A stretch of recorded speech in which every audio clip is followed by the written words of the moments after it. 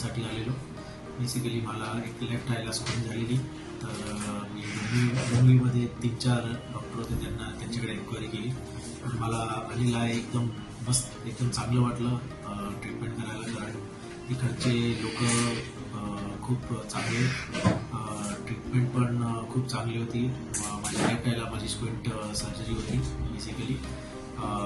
तर मी 12 तारखेला माझं ऑपरेशन झालं आणि त्याच्यानंतर the way they have treated me, the staff, the nurses, ते सर्व कॉपरेटिव्ह आहेत. आणि मी रिकमेंड करणार की ज्यांना पण डोळ्याचा त्रास आहे, डोळ्यामध्ये काही त्रास आहे, तर मी त्यांना रिकमेंड करणार की ते अनिल हॉस्पिटलमध्ये यायचं आणि एकदा कन्सल्टेशन करून घ्यायचं.